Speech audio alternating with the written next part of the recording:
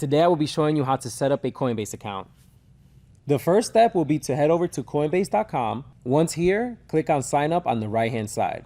You will want to put in your email address and choose a password. Make sure it isn't too weak because if it is, Coinbase will not accept it. After you choose your password, click on your state. But please note that you can also use Coinbase in other countries like Canada. But because I am in the US and Coinbase knows my location, it is already selected for me. After you make sure Coinbase has the right location, click on I am not a robot, which will ask you to select the squares with a certain request. It will be different for you, but for me, it is asking to pick the squares with the vehicles in it. And then it asks me again, but this time with the street signs. Once this is done, agree to the user agreement and privacy policy and click on create account. Once you click on create account, they will send you a message to verify your email. Head over to your email and click on the link they have sent you. Once you click on it, you will be able to log in. However, in this case, I have to accept the updated user agreement because I am in Florida. Great, we are now on Coinbase's main page, the dashboard. From here, let's move over to settings. You will see a little pop-up telling you that you need to verify your identity. Let's go ahead and do this. Click on verify your identity and put in your information. Once inputted, click on next and Coinbase will let you know if you are verified or not. If you are not verified, Coinbase will tell you what you will need to change. It could be something as simple as changing your address. Once you're verified, it will take you to the Get Started page. The next step will be to input your mobile number. Coinbase will then send you a code via text message where you will have to input in the box they provide you with.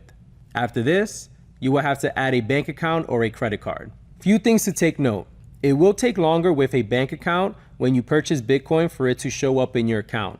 However, you will have higher limits. Adding a credit card will allow you to purchase Bitcoin and it will be automatically shown in your account, but you will have lower limits. Today, I will use the bank account feature, but you are more than welcome to use the credit card feature. All you have to do is put in your credit card information. Okay. Once you click on bank account, it will ask you to pick your bank. Mine is Bank of America. Coinbase makes it very easy to set up a bank account. Notice how it's asking for my username and password? I will be inputting my bank account, username, and password, but do not be afraid. Coinbase does not store this information. After putting your bank account information, it will ask you to pick which bank account you would like to connect to Coinbase. Let's go ahead and attach my checking account to Coinbase. And then click next and it will take you to the transactions page. But before we go ahead and buy some Bitcoin, I just want to walk you through a few features of Coinbase. As I showed you earlier, this is your main dashboard. Over here, you can find the current price of Bitcoin, Ethereum, and Litecoin.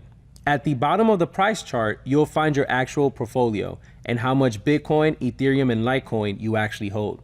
So aside from your dashboard, you will find other tabs to the right of it. Let's start with the accounts tab. Note that on the right hand side, you will be able to see your recent activity depending on which coin is selected on the left hand side. A question that we often get from subscribers is, where do I find my Bitcoin address on Coinbase? Or where do I find my Ethereum address? This is actually where you would find those. You would just have to click on receive under the coin you want the web address to, whether it be Bitcoin, Ethereum, or Litecoin. And it will pop up just like this. This is going to come in handy when you want to transfer Bitcoin, Ethereum, or Litecoin back into Coinbase. You would want to transfer those coins back to Coinbase when you are ready to sell or you just want to hold them on Coinbase. I will show you how to sell at a later time. At least this way you would know how to find your different web addresses on Coinbase. But for now, just please note, this is where you would find those. Now let's go over to the Tools tab. This will give you different options which you can go through and Coinbase will tell you more about each tab. You won't be using this too often. Next, let's head over to settings to enable two-factor authentication with Google Authenticator, which you will need to download on your smart device. Note, if you do not have a smart device, you will not be able to use this feature and you can skip to the next part. Once in settings, click on security and then enable Authenticator. You will now see a pop-up here with a QR code, the box with all the squiggly lines in it. You will open up the Google Authenticator, press the plus sign, click on scan a barcode, which will open up your device camera, and put the camera over the QR box Coinbase has provided you. Once this happens, there will be a code on your Google Authenticator, which you will have to put into the code box on Coinbase and then click enable. After this is done, let's head over to the buy and sell tab. Notice that we've already synced a payment method here. If you haven't done so yet, make sure you do that in advance. We're now going to buy some Bitcoin, but notice you can also buy Ethereum or Litecoin by clicking on their tab. I'm going to do a small amount, $20. We recommend that you start out with a small amount here while you get the hang of it. There's no need to take big positions here. You're just testing it out. Notice how it automatically populates the equivalent Bitcoin amount? Let's go ahead and click on Buy Bitcoin. Be sure to double check the details. Notice that there is a small fee every time you buy.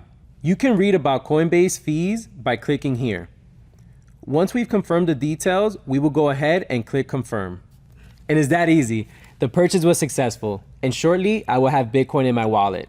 If you follow those exact same steps, but replace Bitcoin with Ethereum or Litecoin, you will be able to add those to your portfolio. Good luck.